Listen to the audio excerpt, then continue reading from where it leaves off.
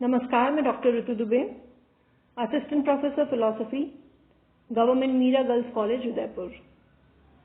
आज मैं BA final year philosophy के फर्स्ट पेपर को पढ़ाऊंगी जो है फिलोसॉफिकल ट्रेंड्स, दार्शनिक धाराएं, और आज हम बात करेंगे द्वैतवाद पर।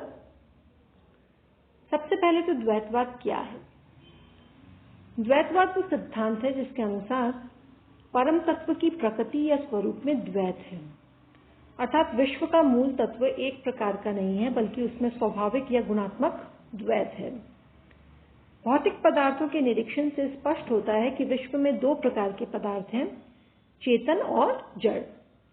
जो प्राणी मात्र है वो चेतन के अंतर्गत आते हैं और प्राणी भिन्न पदार्थ जैसे पर्वत, नदी, पृथ्वी आदि जड़ के अंतर्गत आते हैं। अतः अनुभव के आधार पर हमें दो प्रकार के पदार्थों की उपलब्धि होती है, जड़ और चेतन। जड़ जो है वो निष्क्रिय है, निष्प्राण है, जिसका सार विस्तार है। चेतन सक्रिय है और उसका सार विचार है। इन दोनों के संबंध से ही संपूर्ण विश्व की सृष्टि होती है। अतः द्वैतवादी मानते हैं कि मूल तत्व के स्वरूप में चेतन और अचेतन दो ऐसे भिन्न धर्म या भिन्न प्रकार के तत्व हैं कि उनका एक दूसरे में अंतर्भाव नहीं हो सकता, इसलिए द्वैत शाश्वत है। विश्व के पदार्थों में सारी भिन्नताएं और विरोध इसी द्वैत के कारण है। संख्या की दृष्टि से भी अगर हम द्वैतवाद पर विचार करें तो संख्या की दृष्टि से द्वैतवाद उस सिद्धांत को कहा जाता है जिसके अनुसार विश्व के मूल तत्व दो माने गए हैं, जड़ और चेतन, और ये दोनों तत्व स्वतंत्र हैं, यथार्थ हैं, और विश्व के समस्त पदार्थ इन्हीं दोनों तत्वों के व्यक्त रूप हैं।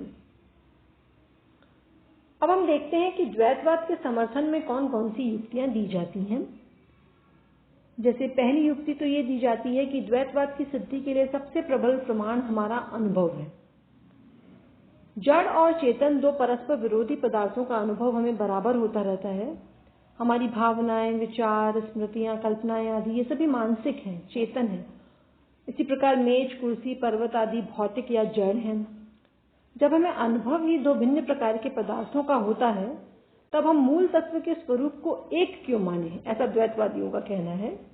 यदि मूल तत्व की प्रकृति में द्वैत नहीं होता तो हमारा अनुभव इस प्रकार का नहीं हो सकता था।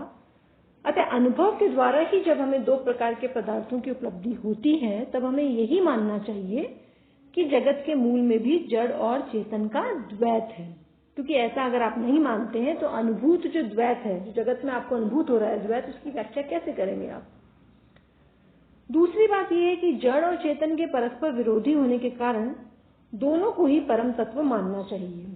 क्यों? क्योंकि विरोधी होने के कारण उनमें से किसी एक को परम तत्व मानने पर दूसरे की व्याख्या नहीं हो सकती। यदि दोनों में परस्पर भिन्नता या विरोध है तो किसी एक तत्व से दूसरे तत्व की उत्पत्ति कैसे हो सकती है? इसलिए द्वैतवादियों का निष्कर्ष है कि जड़ और चेतन दोनों को परम तत्व स्वीकार किए बिना जगत की संगत या कोई उचित व्याख्या नहीं हो सकती है। तीसरी बात कि जड़ और चेतन की तात्विकता का अनुभव तो सार्वजनिक है, यूनिवर्सल है। आत्मा या चैतन्य का अस्तित्व निर्विवाद है। मैं हूं या ये मेरा है, ऐसा प्रत्येक व्यक्ति अनुभव करता है और बोलता भी है। यानी कि मैं और मेरा ये जो समस्त व्यक्तियों के सहज स्वाभाविक अनुभव हैं जिनके लिए प्रमाण देने की आवश्यकता नहीं है। अतः आत्मा या चेतन सत्ता का अस्तित्व स्वयं सिद्ध है, स्वतः प्रकाश है। इसकी सत्ता का किसी प्रकार खंडन नहीं किया जा सकता। इसी प्रकार भौतिक पदार्थों का अस्तित्व भी स्पष्ट है। सभी अनुभूत भौतिक पदार्थ सीमित और किसी न किसी पदार्थ के कार्य या परिणाम है। ये जो जगत है वो कार्य कारण की श्रृंखला है, प्रवाह है, तो इस श्रृंखला का कोई मूल कारण होना आवश्यक है, और वो जो मूल कारण है वो आत्मा या चैतन्य हो नहीं सकता। क्योंकि जो आत्मा या चैतन्य है वो वास्तव में ना तो किसी पदार्थ का कार्य होता है और ना ही कारण होता है। इसलिए संसार का कारण आत्मा से भिन्न कोई वस्तु यानी कि जड़ पदार्थ में ढूंढना होगा। इस प्रकार द्वैतवादियों का कहना है कि जड़ और चेतन दोनों ही तात्विक हैं।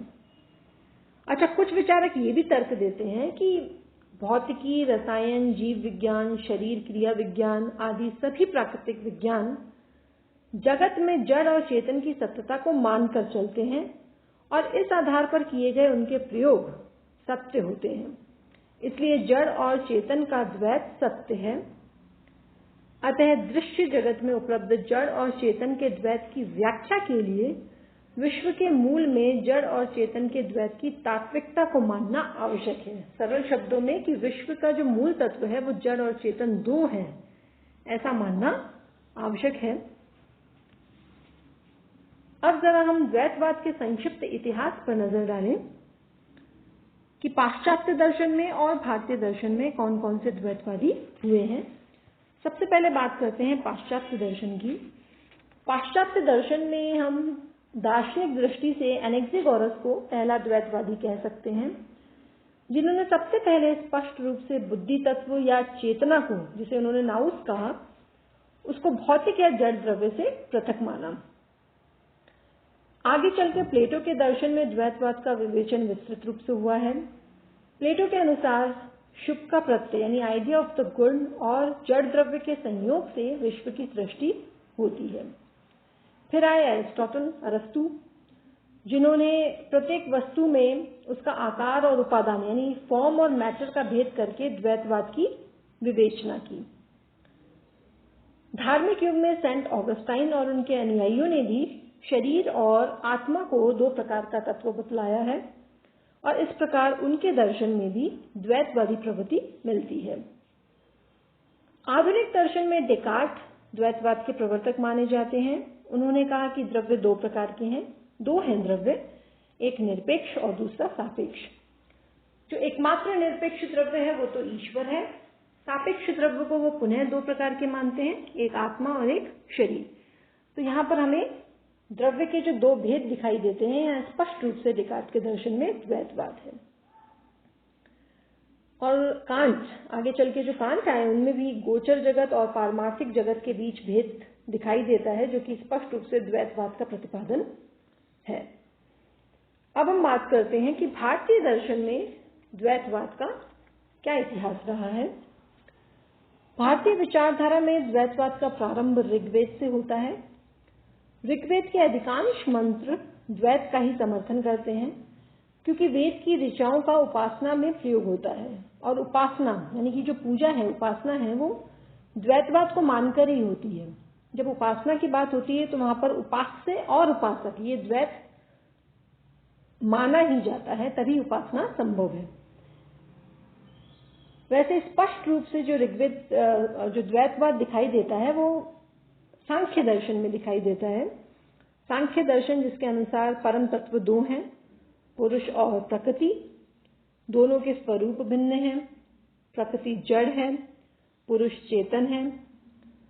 पुरुष और प्रकृति इन दोनों के संयोग से ही विश्व का विकास होता है।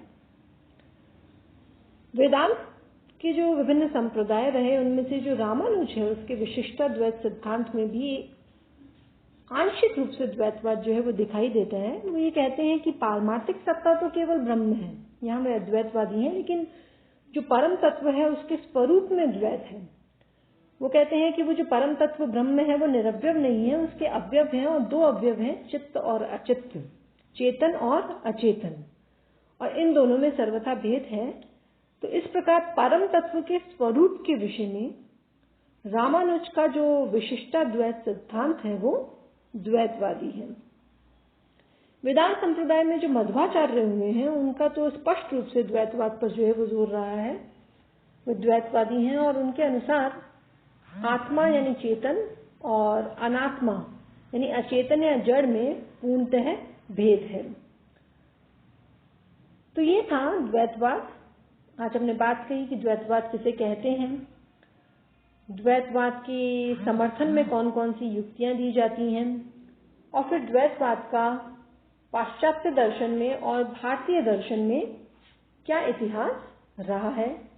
पाश्चात्य दर्शन में जहां एनेक्सिगोरस, प्लेटो, अरस्तु, ऑगस्टाइन, डेकार्ट और कांट जो है वो मुख्य द्वैतवादी कहे जा सकते हैं।